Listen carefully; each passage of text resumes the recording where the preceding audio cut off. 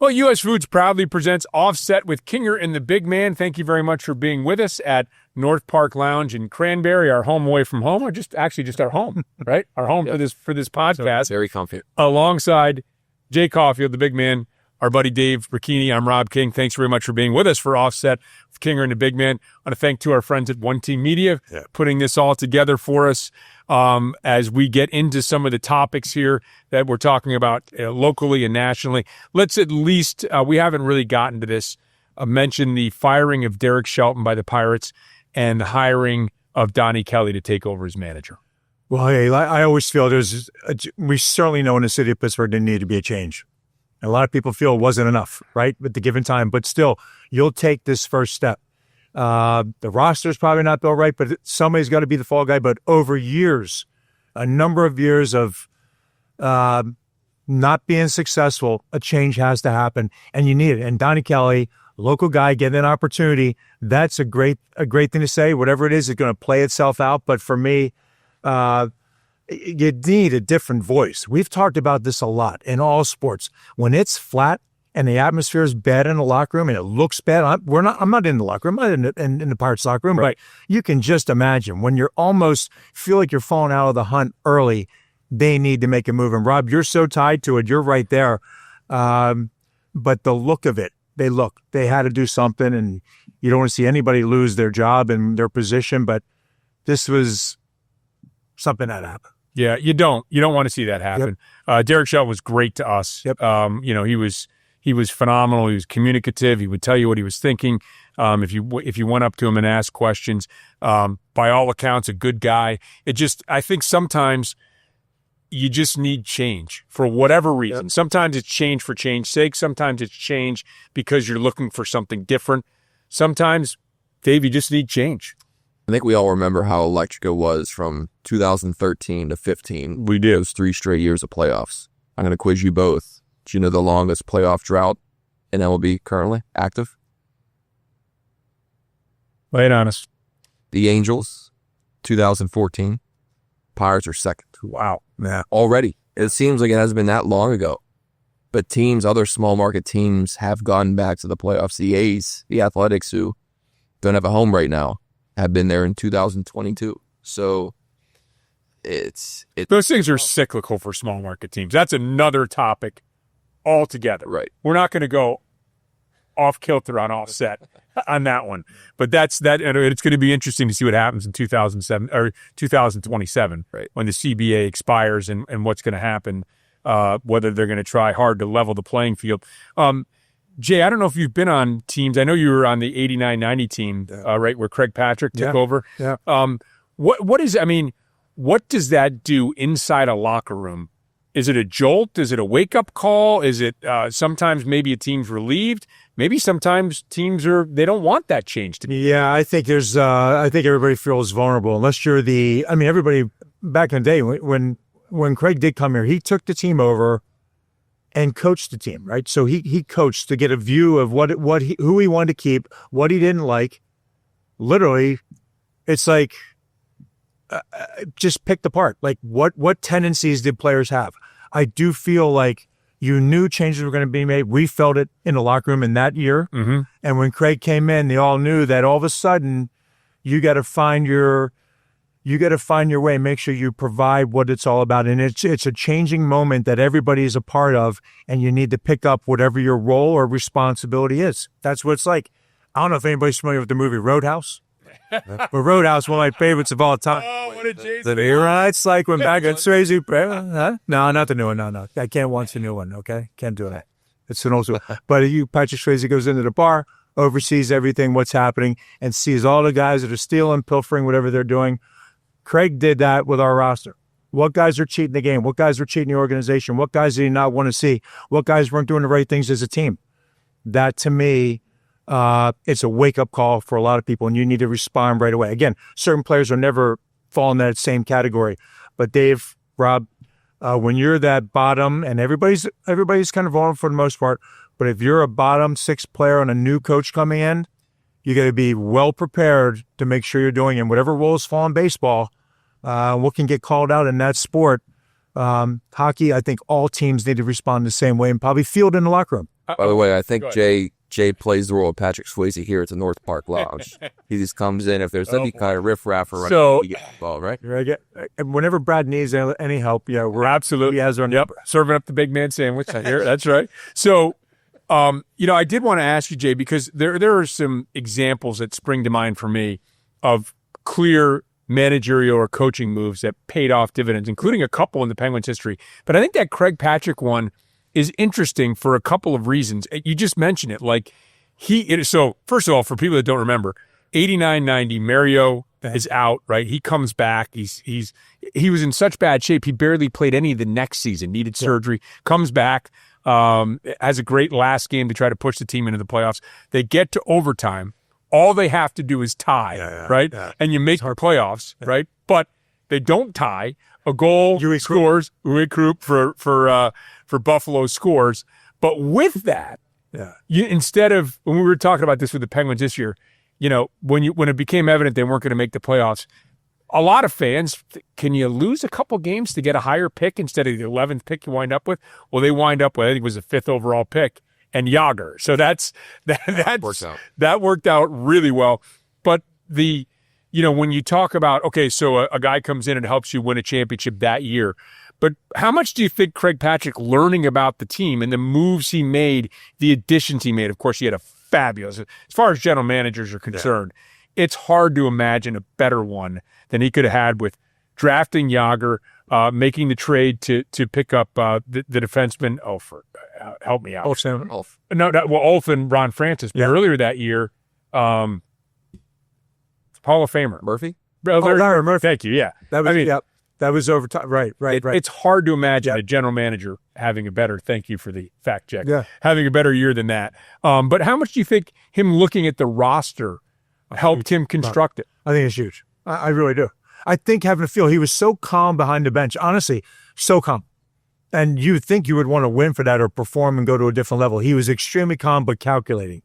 As I said, I mean, when you're playing and he's behind you, and he's coach and GM, which we know we don't see that much anymore, right? So, but extremely, but again, always calm, calculating, and then you found out as time goes over, also calculating, but also, calm, but very. When it was time to pull the trigger on something, he just did it, right? And it was more freed up. GMs were more freed up then, no cap, all that went with it. But Craig, I think it was a huge part that he could be a part of that and see it and then make his decisions from his own personal experience instead of jumping in, being a GM and hiring another coach. Yeah. Making a move. He waited it out and then we see what ends up coming from it. He made some moves that took a lot of guts, we'll say. Yeah. There were some of those moves he made. Well, very tough ones too. Yeah, when you got into the next year, and then again, it's kind of wild because when I first got here, we made the playoffs the first year I was here. Second year was at 89-90 where we didn't. What that brought in, Craig and everything with it, and then you have the Stanley Cup year, and Bob Johnson made a coach. So he literally started to pull the pieces together, and certainly when you have a centerpiece in Mario, and then you want to build around it, and players like Kevin Stevens and all the things that came with that, Mark Recchi, all the huge parts of it, and a big deal, and I'm probably jumping a little bit here, but John Cullen, a very difficult trade. Right, sure. One of the most popular players to be in a locker room was Cully, right? And that was a tough one when you look at the moves that were made as far as that's concerned, but that brought in Ronnie Francis and Ulf Samuelsson and Grant Jennings but they were the things that he put together and saw what the team needed, and he went after it. So, by the way, I'm getting off kilter again on offset. I was interviewing John Cullen one time, and so Jay, and we should do a whole podcast on this. So Jay was a phenomenal football player, hurt your neck at North Dakota, wound up playing on a team that had, 7 future NHL players? Yep. One game of college hockey, and used that to propel himself to a professional career. And I was talking to John Cullen, and John Cullen, was it BC or BU he played? It was BC. BC. Yeah. Okay, so no, BU. So he said, they said, hey, by the way, we're playing North Dakota, and incidentally, they've got a 6'5", 250-pound guy out there playing his first game. So good luck. And he was like, what? And that was which is so ironic. You guys played against. Yeah, it's one game you played. One game I played against Cullen. Yeah, I played against John Cullen, which to me is unbelievable because he became again another great teammate, great friend. This kind of wild, but yeah, against Cully and in Grand Forks, North Dakota, which is a great experience for anybody running through there and playing. If you're lucky enough to play college hockey, what a great place to go. But yeah, against Cully. So we're going to circle back to baseball here in a moment. But, you know, when I think about in-season moves, Jack McKeon in 2003 leads the Marlins to the championship. We don't have to go too far beyond the city of Pittsburgh. And I think when we see Dan Bilesma, you know, taking over from Michael Therrien, completely different kind of personality. I think Mike Sullivan taking over from Mike Johnson. I think, again, different personalities, looking for sort of a 180, Jay, in an organization and not just kind of going with the same sort of guy. Yeah, it's amazing how they coming out of Wilkes-Barre too, right? That was twice, right? That we saw that happen. For some reason, the game of hockey, the trades, a deadline, coaching change has more impact than any other professional sport, right? I mean, you just mentioned, you know, McKeon in San Diego, whatever it might be. But the fact of the matter, in the game of hockey, that's the move right away, right? Is it going to be the coach first? You're going to make a big deal. I think when it happens in hockey and it has the impact that it does, he said nothing more than what we saw here in Pittsburgh. And we're talking about just in season, not like Vince Lombardi. Oh, yeah. The Packers. Yeah. In season moves. In season, yeah. 7 times in MLB in-season move where a team went on to make the playoffs. Very nice. Times, yeah. I wouldn't have won a series. It's a tough one to find. That'd be a lot. That's a tough one to find. But I wonder in hockey, truly, you could take Craig Berube in St. Louis, right, and the run that they got on when there's a move made. But in Pittsburgh, Bilesma, Mike Sullivan, I mean, yeah, amazing. Hockey has that, guys, and that's why the fan base knows it too. By the way, they're waiting for a change. We need, make a deal, right? They want something to happen because they know the response. They're going to get a response. They're going to get a response from it. The team responds to deals because literally you're in that position where, okay, that's one move. What's next? So it brings the most. And by the way, it's not always also. Then teams need a different personality. They need a different leader. You can really see it in the game and hockey. And in the NFL, even when I was playing college football, you got 100 guys on your team. And the offense is separated from the defense. And the head coach is one person. You better have great coordinators. When you're a head coach, you have to have great coordinators. Mike, so we understand, like hockey, you got 23 guys, right? And you're ruling the room. That's why we talked about, what does it mean to have a great head coach that has respect? You have to command the respect, and some have to earn it. They might have had guys in Wilkes-Barre, but you didn't earn the NHL guys yet. So there's a process to it, but a change. It's a jolt of energy, and teams respond, and the fan base responds to it as well. They're waiting for it. So Major League Baseball, as we get back to the baseball side of things, Rob Manfred made an interesting statement last week. Interesting proclamation. If you're on the ban list and you are deceased, you're no longer on the ban list, which means you are eligible to be inducted into the Baseball Hall of Fame. What that means, ostensibly, really, for all practical purposes, 3 guys probably have Hall of Fame credentials. One, obviously, is Pete Rose. Shoeless Joe Jackson would be the other, and then his teammate, Ed Cicotte. Now, Shoeless Joe Jackson and Ed Cicotte were part of the 1919 White Sox team that through the World Series. They were approached by gamblers, reportedly Arnold Rothstein, to throw the World Series. We could dig into that in a moment. I would do the backstory, and that is Charles Comiskey was the owner. Very, very cheap. Remember, those players couldn't move back then. Yeah. You couldn't, go from team to team. You could try to hold out. You didn't have any leverage. Your rights were controlled by the team in perpetuity. And so Comiskey was doing things like having guys benched when they were getting close to getting bonuses for bats or wins or hits or whatever. So it was an angry team going into that World Series, a team that felt very slighted.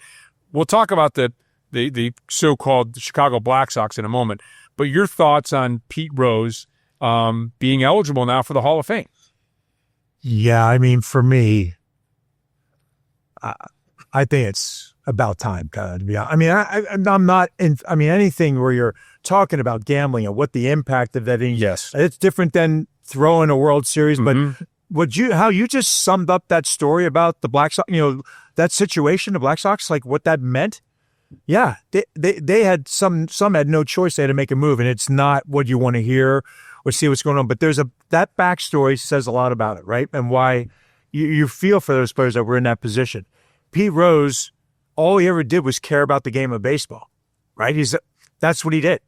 So I remember seeing him I was in Vegas and we were walking through. He said, at a card store, Right. and doing that where he was banned at the point of being banned. I mean, to me, the guy loved baseball. I think it's a shame that you're getting him when you've passed away, right?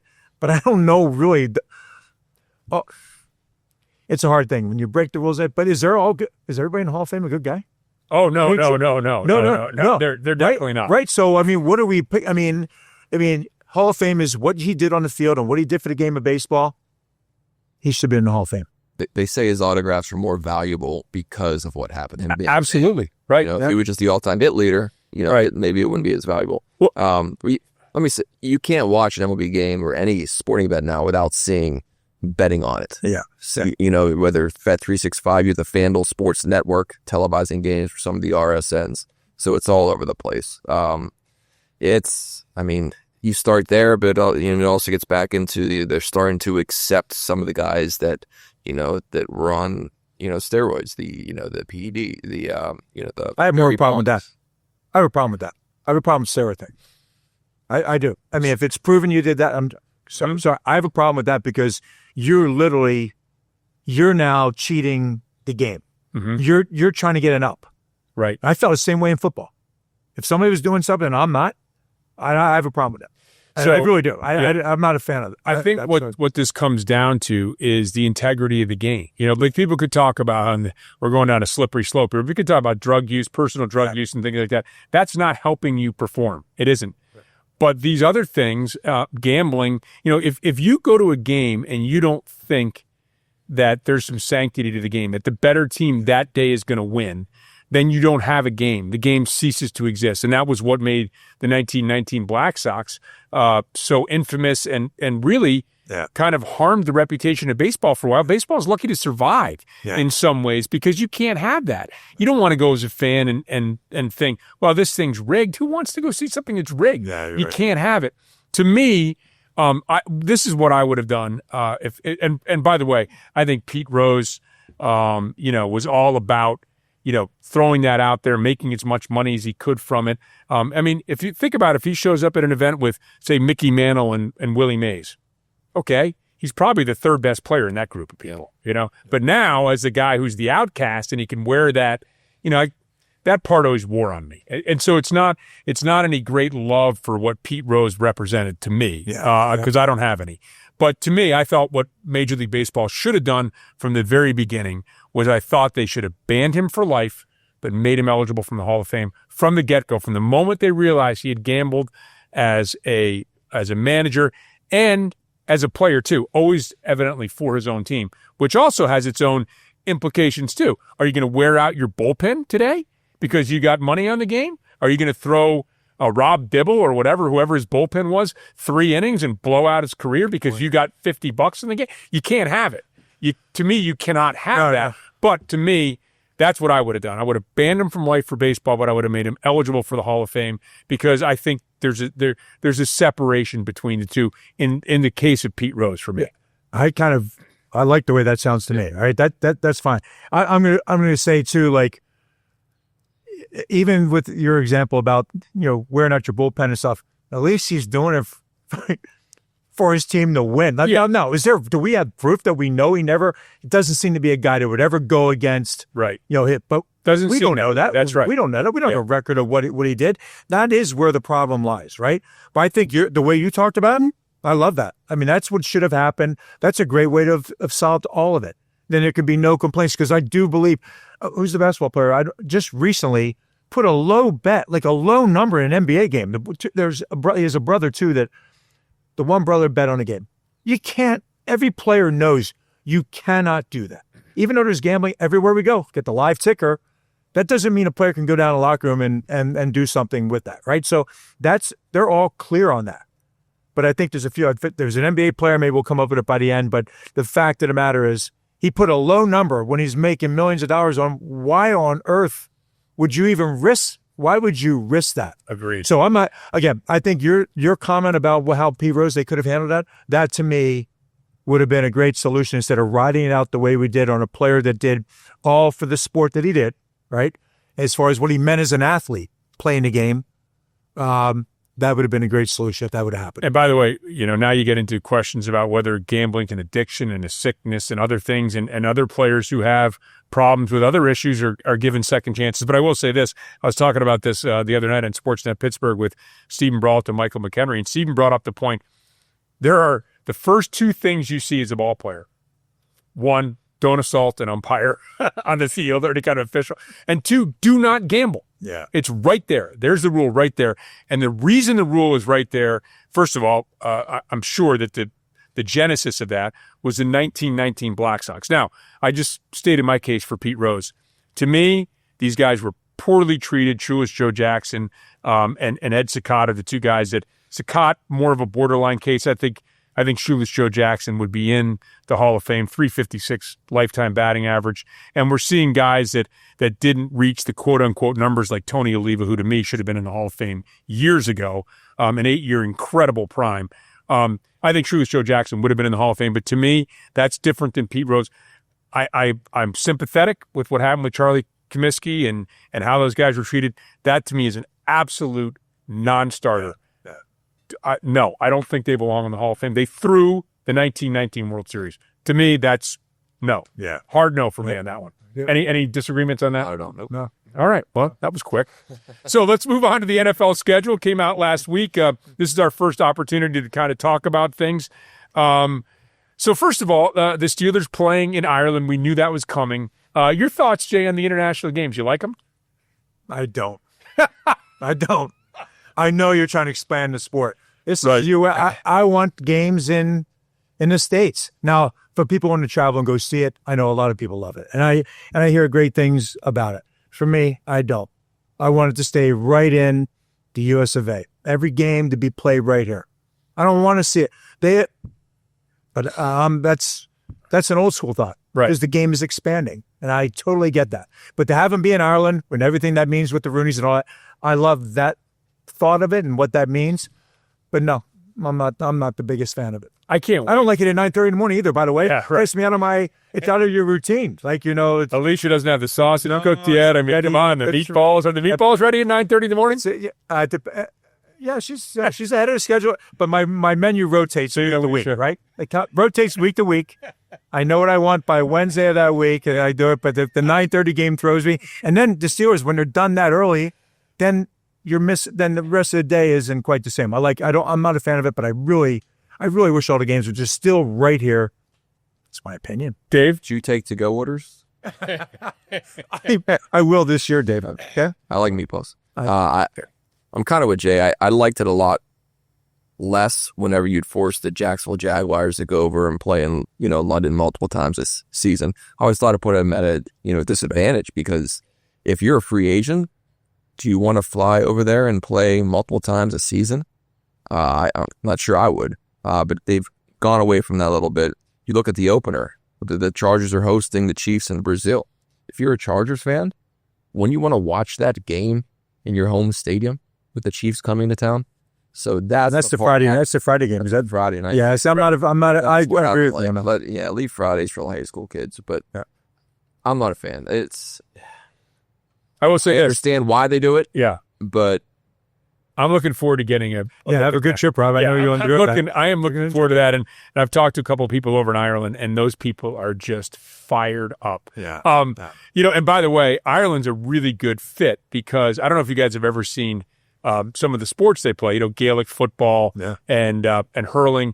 They're not afraid, and of course they have a great tradition in boxing in Ireland. Not afraid to collide with other men. They're no helmets. They're the Gaelic football, Irish football. It is a treat. I really hope. I think the season is. I think it concludes before that, but post retirement, I'm going to go to some Irish Gaelic football. Knock on wood, I get over there. It's a fascinating sport. I can't wait. They're extremely fired up about it. One thing I do like real quick, though, with the 17-game schedule now, if you play over there, you get that extra home game. So you're not losing that home game like you have in years past. Right. I think that's a good adjustment. Yeah. Okay, so each team gets Steelers home. have 9 home games now, but one of them's in Ireland. Right. Okay, so it's still 8 and 8. Okay. Right. You don't lose that. So I'll go back, and I agree. We love when it's football season.